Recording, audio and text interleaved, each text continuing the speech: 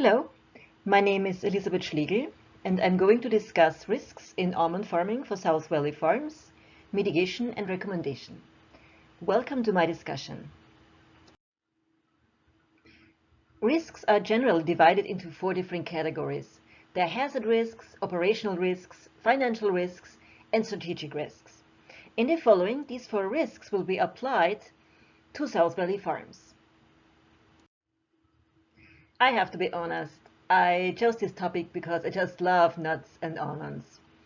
And South Valley Farms in San Joaquin Valley in California is quite famous about it. So they grow almonds and pistachios since the early 1990s. They amass 60.9 million in annual revenues. They employ 200 employees and they're ranked number 3 in nut acreage size in 2019, so they're quite large. They distribute their products exclusively through South Valley Almond Company LLC. So the first risk I'm going to discuss are the hazard risks and their mitigation. So risk number 1, and I'm sure you guessed it right, are severe weather events followed by risk number 2, which are droughts. Well, in the case of a cool spring, the bees are unable to pollinate, which leads to a loss of crops. Strong winds can damage blossom and knock down the nuts. And there was a recent decline in 2019 due to weather events. So this can be quite drastic, and we find it in the news all the time. Droughts, however, can lead to a loss of an entire orchard. And the South Valley farm in the San Joaquin Valley are especially vulnerable because they have this large number of wells, and the local aquifers are exhausted all the time, depending on the water available. I did my research. The best suggested mitigation plan is really get the federal crop insurance. They are devoted to specialty farms, they are devoted to specialty programs, and they offer to cover the weather, they offer to cover droughts. So this is the best policy to go forward. Historically, almonds have been supported quite a bit, so they have been on number 1 when I look at their statistics. Last but not least, we must not forget that insurance also stabilizes economy down to the individual farmer family. When I did my research, I didn't really see if this company has insurance, and I even contacted them. They didn't get back to me. But in any case, this is strongly recommended to South Valley Farms, and I am quite sure that they have it. The next risks I'm going to discuss are operational risks and mitigation. The risks I'm talking about here are rejects, so products that you can't sell, and food poisoning. Food poisoning might have all kinds of different reasons, such as microbial spoil, chemical toxins, improper food handling and flawed food technologies, or through cross-contaminations from animals. About 25 years ago, the Hazard Analysis and Critical Control Point (HACCP) system was introduced as a procedure to minimize food-related hazards. Now, related to South Valley Farms, from the correct point in time for harvest to orchard floor management, pest control, and avoiding molds and other consumer risks, operational risks involving food safety are abundant in growing almonds. As an example, timely harvest is necessary to ensure the correct moisture content, to avoid microbial spoil and ensure food safety and the return of investment.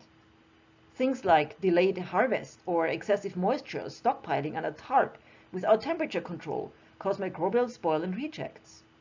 As an extreme outcome, in 2004, a lot of Californian almonds had to be recalled due to food poisoning. This problem demonstrates how operational risks, rejects due to mold, are related to other risk categories such as hazard risks.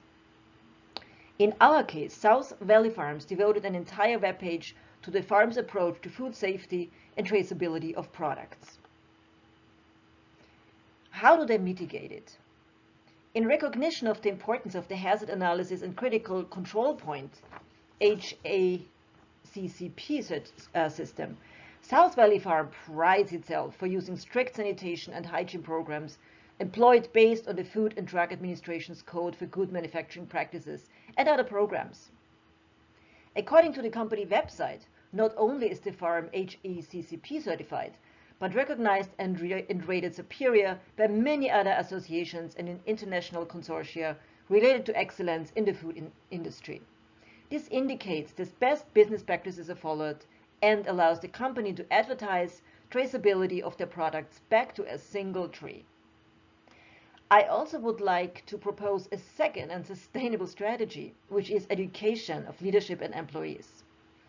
If both leadership and employees know foundations and rationale behind a certain risk mitigation strategy, they will more likely buy into certain procedures and keep the standard high. In addition, education creates a community of practice, which is always a very, very good way to start for any kind of collaborative effort.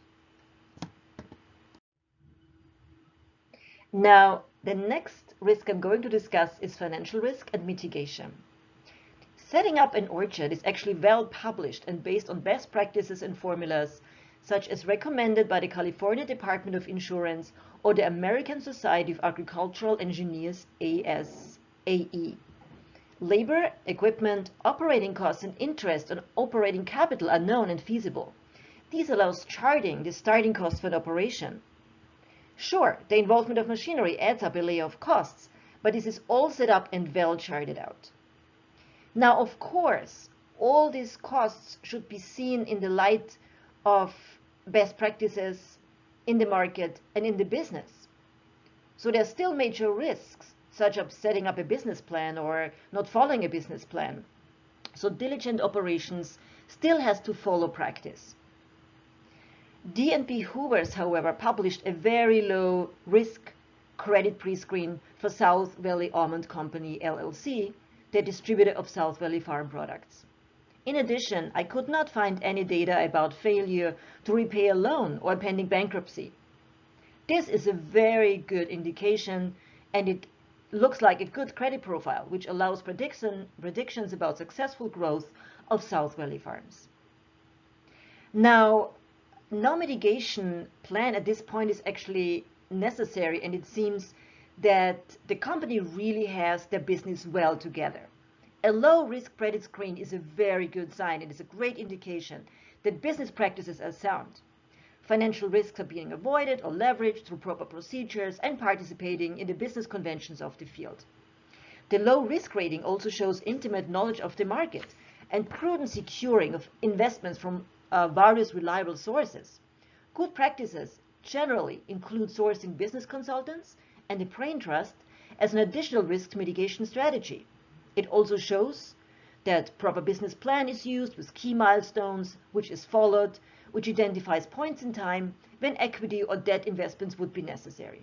Overall, this makes it very probable that a roadmap is in place, that the business is sound, and it looks very good for South Valley Farms. The last risk I'm going to talk about here is strategic risks and its mitigation. The risks concerning strategic risks are underselling, and risk number 2 is reputation risk due to lawsuits of third parties. Now, underselling might be a strategy to move large volume of product. However, this is actually a mistake which might backfire. First, large crops might be offset by small crops, so nobody really knows what the future brings. But then the profit margin has been set low and threatens the clearance of operating costs of growers. Secondly, if you set too low, buyers actually lose confidence in the product and might buy less, further lowering the grower return. So that's why it is not a good idea to make a product appear cheap. And South Valley Farms is advised to carry a strong voice with the price setters and make sure that they sell it high and maximize the return. Now, a risk in addition to underselling and losing customer confidence is reputation risk. A search in the public domain revealed a lawsuit between a harvest worker and the hiring company AgriServe Incorporated, who is recruiting harvest workers for South Valley Farms. The harvest workers demands missing wages due to their time-rounding practices and missing overtime payment for time worked without being permitted to rest or eat, while meal break time was deducted from the paycheck. The worker alleged that other harvest workers were situated similarly. The issue proceeded as a class action lawsuit. Now, while South Valley Farms was not directly involved, word of mouth, press releases, and other news outlets might cast a shadow on the reputation on the farm, impairing hiring and affect revenue due to perceived harmful labor practices of vulnerable workers. So here we have to move forward by making sure that their reputation is protected. Generally, as suggested by Jonas Sickler on reputationmanagement.com, preventative strategies can include, number one, measurement of reputational risk, managing of the reputational risk itself, mitigating the risk, and then monitoring. Now, at this time, there were no data available that indicated an increased portrayal of a positive image towards harvest workers or community building at South Valley Farms. So the recommendations at this point include managing the current situation through mapping online presence of South Valley Farms and expanding the most valuable digital assets, for instance, food safety or customer testimonies. The next step moving forward would then be tracking the brand perception, such as monitoring opinions or even manual Google searches.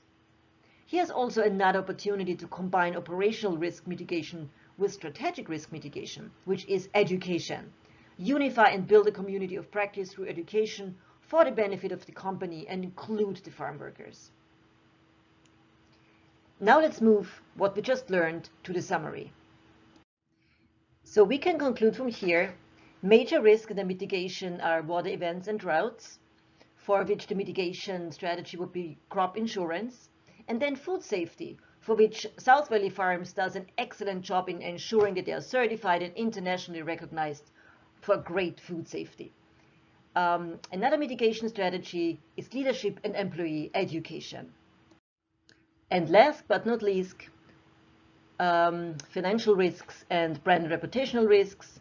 Financial risks, already South Valley does a very good job showing a very low credit rating, and brand and reputational risks are very sneaky risks. While underselling is a problem that can be mitigated through a strong voice in the price setting, reputational risks can be mitigated to be sure that the online presence is clear, but also that I simply have ethical business practices.